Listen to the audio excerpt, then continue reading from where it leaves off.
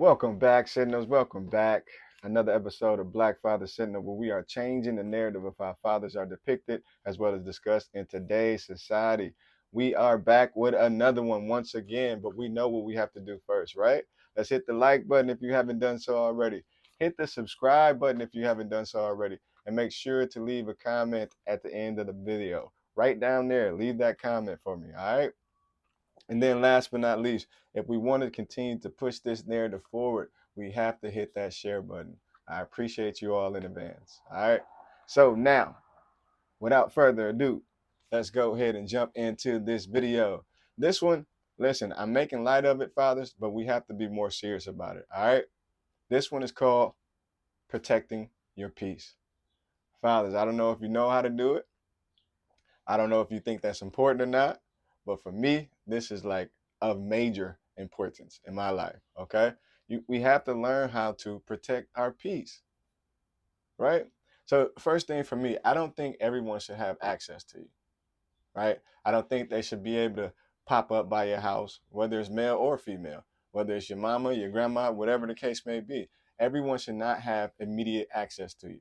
We have to learn how to protect our peace. You ever been in a situation to where like you're talking to somebody, and at that point you're basically exchanging energy, right? One of you is giving, one of you is taking, or vice versa. It's just an exchange of energy, a conversation. That's all that is. But when you leave, why is it that you feel drained? You ever been in that situation before? Like you just feel emotionally drained. And all emotions is energy in motion. You just feel drained. I've been there before on multiple occasions. So what that means to me is that I was able to make a deposit probably in that person's life, unless they walked away feeling drained too, right? That can be the case as well. But in my mind, here's what I'm thinking. I was able to make deposit in that person's life, but that person only made withdrawals in my life, right? If we're going to equate it to like the banking system, you make deposits, that means you fill it up, right? Withdrawals, that means you're taking something out. I've been in those situations to where I'm talking to somebody, we're exchanging energy or whatnot, and I just feel drained when I walk away. I feel not as full as I was when I first started the conversation with them. And so that's what I mean. We have to be mindful of what's going on around us. We have to learn how to protect our peace. When you feel that type of drainage, like it alters your peace, right? For lack of a better phrase, because now you're figuring out how do I get this energy back that I just lost. All right. Another one is like when you're hanging around certain people just have this innate ability about themselves that they just have, like they bring with them baggage all the time.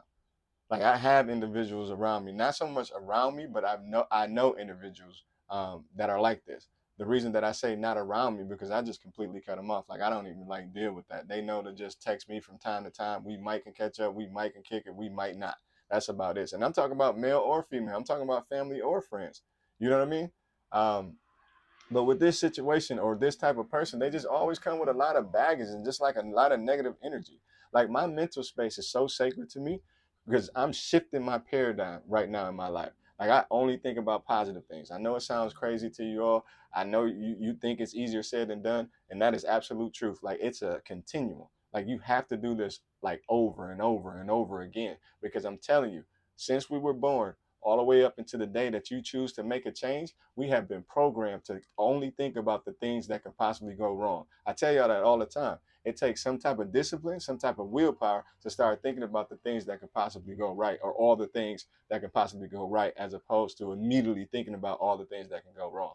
So those individuals that come with that negative energy, like I'm to the point now to where my positivity can supersede it, but it but before I used to take on the thinking of them when I was weak in my mind, right? Or I had just began to start to think these positive thoughts. They were still able to um, you know, kind of push that narrative on me or push their thoughts on me because their thoughts is actually what I just came from.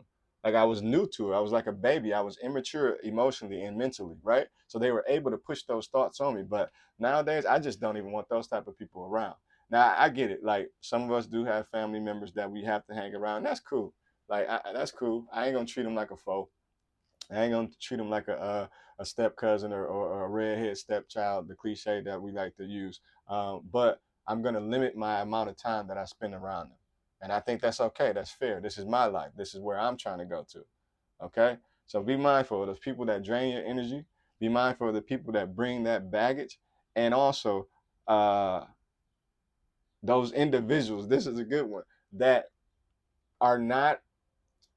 So look at it this way: we all have baggage. Some of us choose to heal from the baggage, though. Okay, so those individuals that are not in the position to heal or are not trying to heal at all, I can't be around them.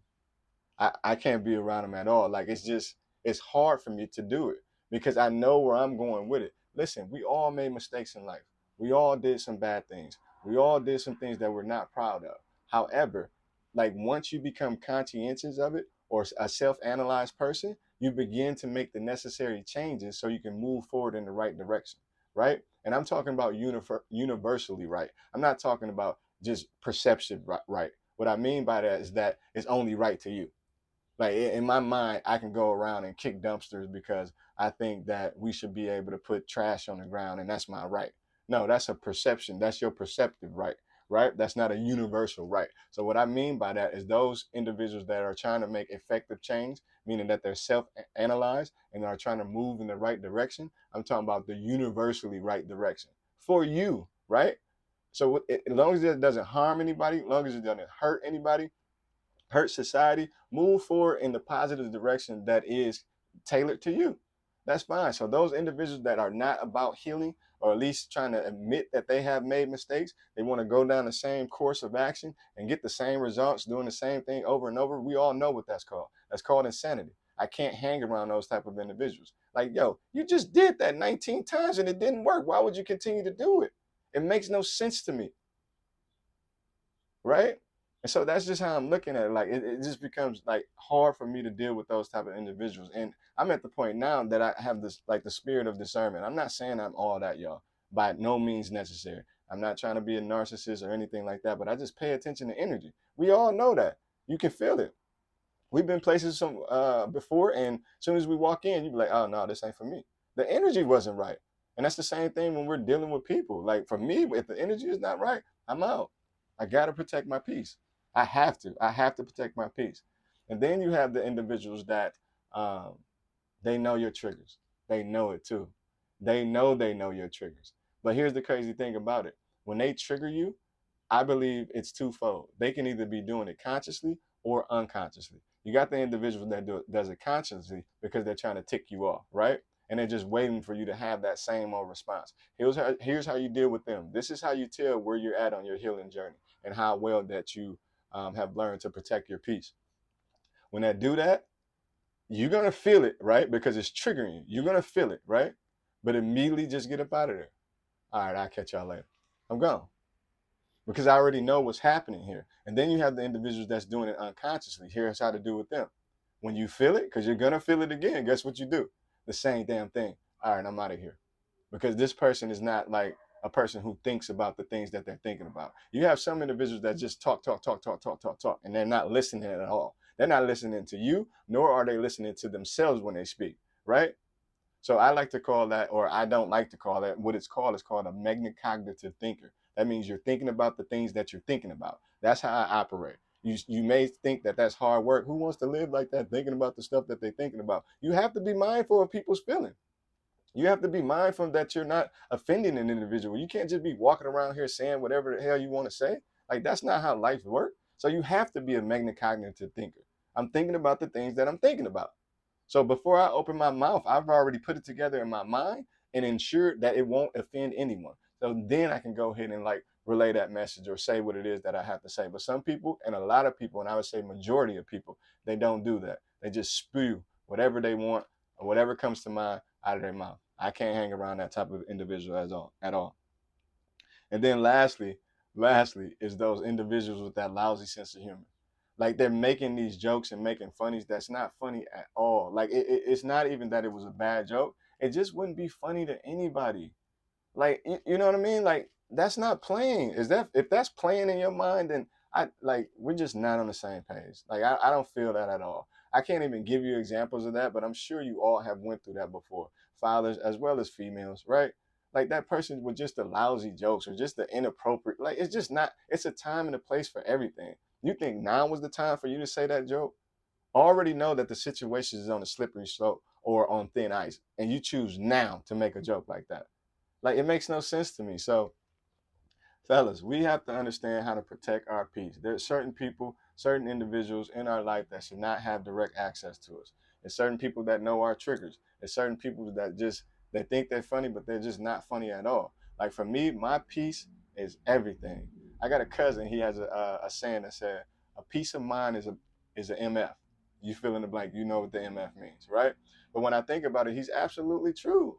Like, you ever been so peaceful that you by yourself? You're just not worried about anybody else being around, and you find a certain comfort level, right? And you're okay with that. And then you have a person come intrude in your space, not intrude, you may have invited them over, and then it feels like your peace is off altered. And in those moments, you know what it is? It's time to either escort them out the house, or it's time to get out the building, wherever it is that you're at. So fathers, come on, pay attention, y'all. We got to do better out here. We listen, we're needed out here. We need to have patience, we need to have discipline, we need to have peace in order for us to do the work that has been put on us. Like, heavy is the head. I'm telling y'all, heavy is the head. Like, we know what we have to do. And that's why we shaping out. The narrative is changed. Society is changing, right? As it relates to these fathers out here. Like, we are doing our thing and we are doing our part. But we have to make sure that we keep our peace. Because y'all already know it take one false move from anybody and we'll pop off. Everybody knows that. So I'm telling y'all, the strength is when we be quiet and we get up out of that situation.